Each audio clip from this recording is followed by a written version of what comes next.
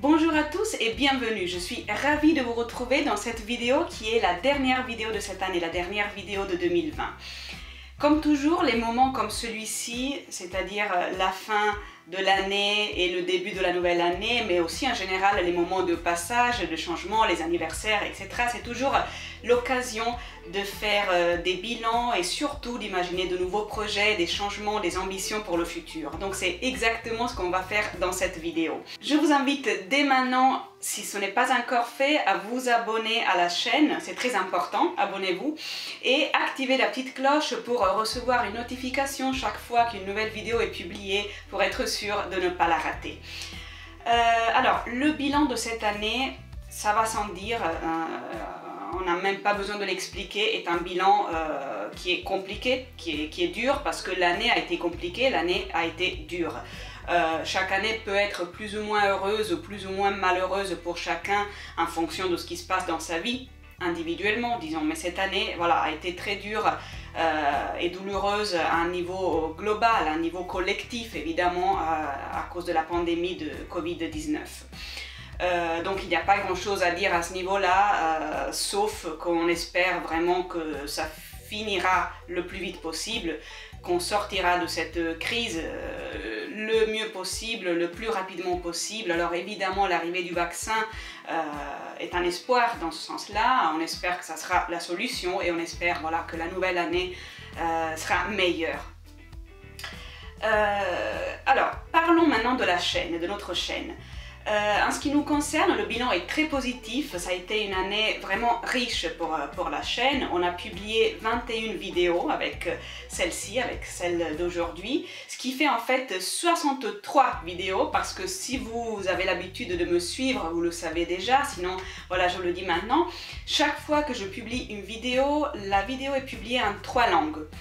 En même temps, au même moment, je publie la vidéo en italien, en français et en espagnol, qui sont mes 3 langues de travail.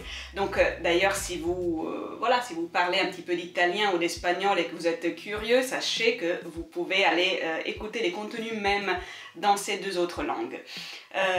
D'ailleurs, je vous laisserai les liens dans la description ci-dessous pour pouvoir retrouver facilement les liens de toutes les vidéos. Donc on disait beaucoup de vidéos, dans beaucoup de vidéos je vous ai parlé de livres, de littérature, et puis il y a eu une belle variété de contenus au-delà de ça, toujours en ligne bien sûr avec l'idée éditoriale de ma chaîne. Vous savez, ici on parle de livres, de littérature, d'édition, de métier du livre, de traduction, d'événements culturels. Donc voilà, il y a eu aussi donc des vidéos d'interviews très intéressante. Il y a eu une vidéo dans laquelle on a fait une belle balade dans le Paris littéraire. Il y a eu une vidéo au mois d'avril dans laquelle j'ai partagé avec vous un souvenir personnel de Luis Sepúlveda qui nous a quittés malheureusement justement au mois d'avril et justement à cause de la Covid-19. J'avais eu la chance d'être son interprète ici à Paris assez récemment d'ailleurs à l'occasion de présentation de livres, donc voilà, j'ai voulu partager ce souvenir avec vous. Cet été on a publié une vidéo qui vous montrait comment j'ai passé mes vacances, qui étaient des vacances vraiment littéraires pour ainsi dire. Au mois de septembre, on a partagé une vidéo dans laquelle on a célébré la première année de vie de la chaîne. Puis on a inauguré une nouvelle rubrique qui s'appelle Le sens des mots, dans laquelle justement on réfléchit sur un mot, sur une expression en particulier, ou alors sur ce que les mots véhiculent. Donc voilà, plein de choses. Maintenant voilà, les ambitions et les projets pour l'année prochaine.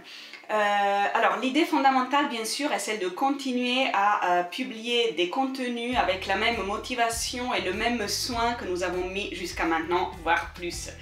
Alors évidemment on a plein d'idées, quelquefois voilà, c'est compliqué de trouver le temps pour publier tout ce qu'on voudrait ou à la vitesse à laquelle on voudrait, mais voilà, il y a plein d'idées, plein de vidéos déjà en préparation, de belles idées aussi pour de nouveaux formats, pour de nouvelles rubriques. Donc voilà, suivez-nous vraiment parce qu'il y a plein de choses, plein de belles choses qui vont arriver, qui vont être publiées. L'objectif est évidemment celui de grandir. C'est pour ça que je vous invite toujours à vous abonner, que j'insiste parce que c'est très important. J'espère avoir de plus en plus d'abonnés. Et l'autre objectif fondamental est celui de continuer à construire et à développer vraiment une communauté qui soit de plus en plus interactive. C'est pour ça aussi que c'est très important, chaque fois que vous appréciez une vidéo, que vous n'hésitiez pas à mettre un j'aime et à laisser des commentaires justement sous les vidéos, parce que ça vous permet voilà, de réagir aux vidéos, dire ce que vous en avez pensé, poser des questions, et je serai ravie de vous répondre. D'ailleurs, il y a de plus en plus de personnes qui m'ont laissé des commentaires, qui m'ont posé des questions, c'est très intéressant. Donc je voudrais vraiment aller de plus en plus dans cette direction. N'hésitez pas donc à commenter les vidéos et à réagir. Alors maintenant, évidemment, je ne peux pas terminer cette vidéo sans avoir donné quelques conseils de lecture. Évidemment, on est en train de vivre les dernières journées de cette année. Il y a parmi vous des personnes qui sont en congé, comme moi d'ailleurs, qui ont quelques jours de congé et donc qui ont peut-être un peu plus de disponibilité de temps pour la lecture. Alors voilà, je vous parle de quelques-uns des livres que j'ai lus cette année. Pas tous évidemment, je vous en dis juste quelques-uns qui peuvent peut-être vous intéresser. Dans ce cas-là, voilà, je vous invite à aller les lire. Alors pour commencer, je voudrais vous citer ce livre qui s'appelle Éloge de la Passion de Carlotta Clerici. Voilà, je vous le montre plus de près. C'est un très beau livre que je vous conseille vraiment. Il a été publié en 2017 chez De Noël. Alors, dans ce cas-là, pour moi, c'était une relecture parce que ce livre, je l'avais déjà lu, mais au moment où je me préparais pour interviewer l'auteur, voilà, j'ai voulu le relire et donc je vous laisserai dans la description le lien vers l'interview avec Carlotta Clerici qui est très intéressante. Donc voilà, je vous invite à aller la regarder si ce n'est pas encore fait. Alors, dans ce cas-là, il s'agit d'un très beau roman, une très belle histoire d'amour et de passion qui bouleverse la vie de sa protagoniste, une histoire qui se passe entre Paris et l'Italie, le lac de Comme.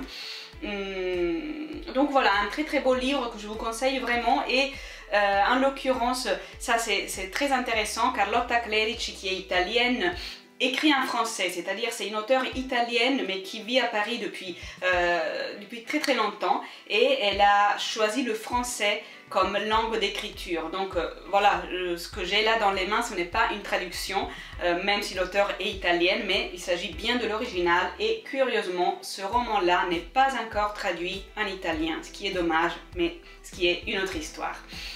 Ensuite, je voudrais vous citer ce petit livre, mais qui est un livre absolument magnifique, La Place de Annie Ernaux. Dans ce cas-là aussi, il s'agit pour moi d'une relecture. C'est un livre que j'avais déjà lu, mais que j'ai relu justement au moment où je m'apprêtais à interviewer Lorenzo Flabbi, qui est l'éditeur et traducteur italien de Annie Ernaux. Annie Ernaux, qui est une des voix les plus importantes de la littérature française contemporaine, une auteure que j'adore, et je vous conseille vraiment de la lire, de la relire ou de la découvrir si vous n'avez pas encore eu le bonheur de lire cet auteur. Ensuite, je voudrais citer un autre roman que j'ai lu très récemment, qui s'appelle Vita de Melania Mazzucco. Il s'agit dans ce cas-là d'un livre italien, enfin l'original est en italien, donc moi je l'ai lu en italien, mais il est publié en français chez Flammarion. Il s'agit d'un beau roman autour du thème de l'émigration. Les deux protagonistes sont deux enfants, deux gamins, Vita et Diamante, qui émigrent à New York en 1903. Alors je ne vous en dis pas plus pour l'instant parce que je vous fais une petite anticipation. Une des toutes premières vidéos de l'année prochaine sera justement une chronique spécifique sur ce livre. Donc voilà, on en reparlera bientôt. Donc voilà, c'est tout pour aujourd'hui. Lisez toujours, lisez beaucoup, c'est vraiment mon conseil. Puis abonnez-vous à la chaîne et on se retrouve très bientôt pour commencer la nouvelle année ensemble. Bisous.